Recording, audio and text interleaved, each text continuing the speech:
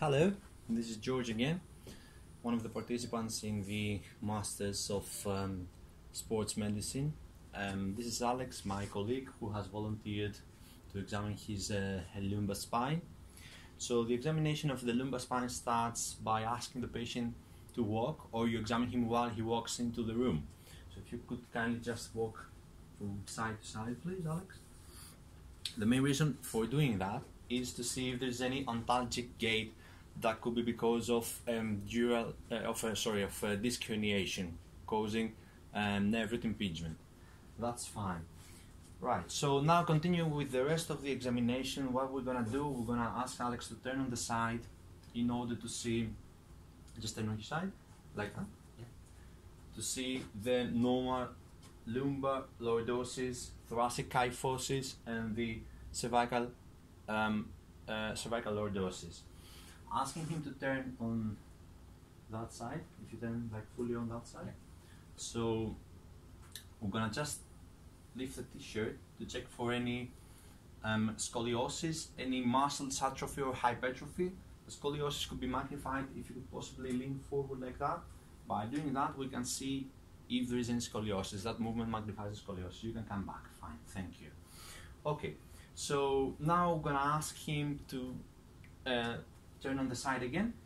We're gonna check the range of motion of the lumbar spine. So possibly just lean forwards like that, trying to catch your feet, your toes. Excellent. And now all the way back like that. All the way back. So we can see that there is flexion and extension of the lumbar spine.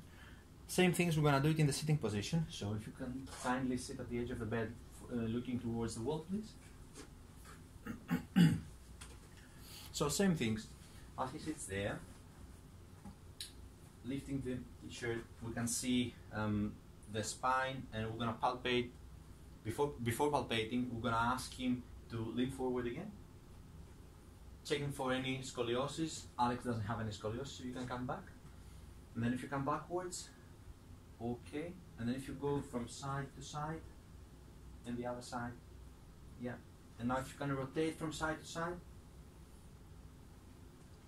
By these movements, we check that's fine, thank you. We check the flexibility and the range of motion of the lumbar spine. Now we're gonna palpate on the spine, looking for any tenderness. And we're gonna palpate the muscles, checking for any atrophy as well, or hypertrophy. And then we're gonna palpate the sacroiliac joints, which are here on the side, on each side, checking for any tenderness.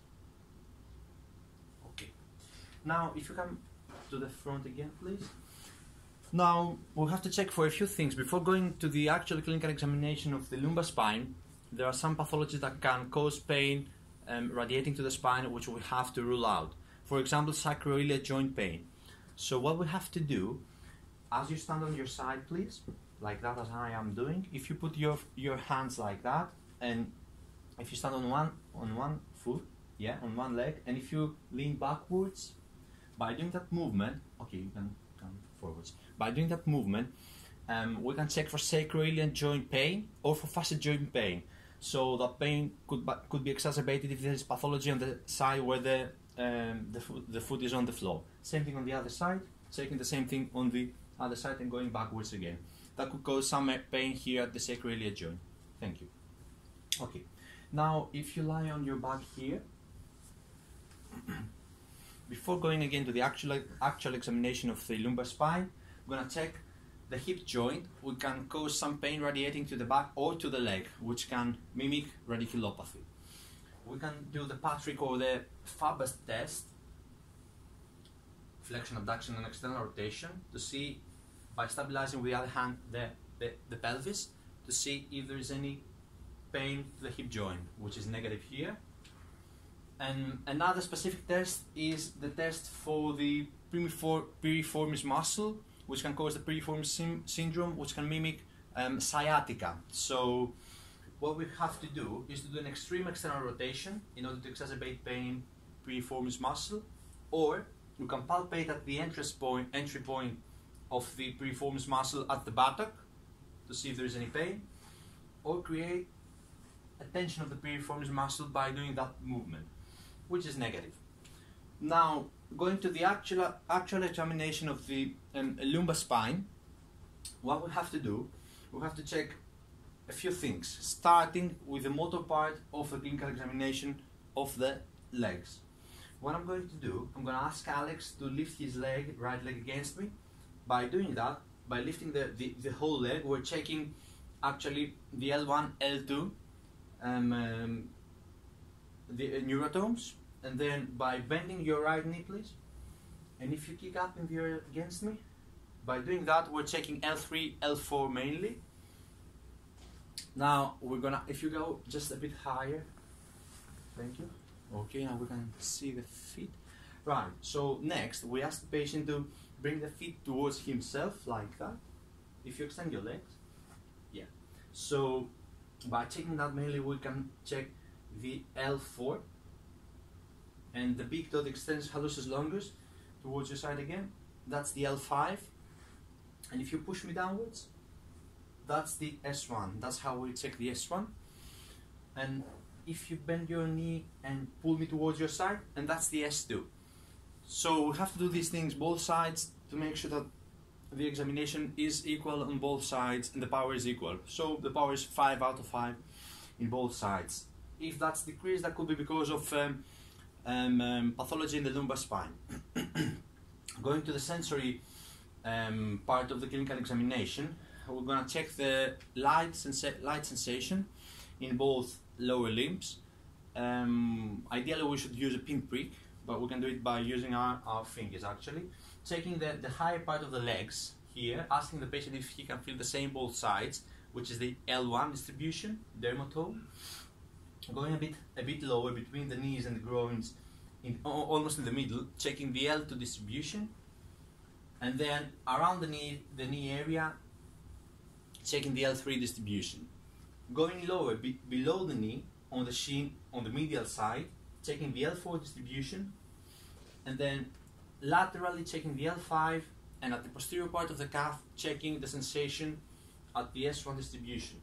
And same thing here, the small toe goes to the S1 distribution actually goes to the small toe, and the big toe is the L5 distribution. So that's how we check the sensory part of the clinical examination. Another specific test for the lumbar spine, which can be attributed to a disc herniation, for example, it's the SLR, straight leg raise. So what we do actually, we grab the leg of the patient, asking him to leave it on our hands, and we tend to lift it like that, and we ask him if that movement reproduces the symptoms that he gets of burning pain, pins and needles, and tingling going to the leg. And we can increase the sensitivity by doing that movement, which can exacerbate the pain. Same thing on both sides.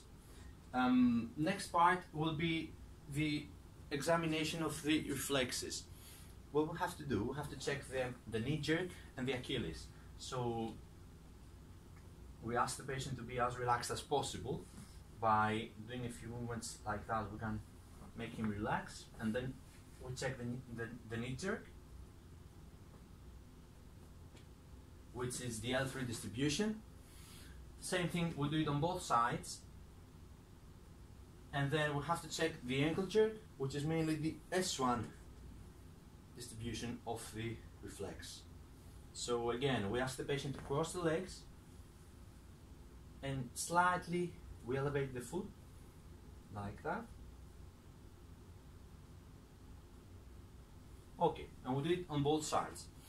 Another thing that we have to check is that we have to check for clonus, which we do it like that. And we have to check for the plantars again. So plantars are downgoing. So both clonus, plantars are signs of upper motor disease. If plantars are going up, which is the Babinski, or if there's positive clonus, which is spontaneous movements after doing a flexion of the foot, these are signs of upper motor disease. Also, if the reflexes are brisk, that's another sign of of upper motor neuron disease. And then again, it depends on the pathology. If we're suspecting a colic-Weiner syndrome, which is an emergency, we'll have to examine the perianal sensation, and we'll have to do a PR to make sure that the anal tone is intact. If we're suspecting claudication, neurogenic claudication, we can find out a few more things from the history, asking the patient. But what we'll have to check for the pulses peripherally to make sure that the claudication is not vascular. And the reflexes are intact. Thank you.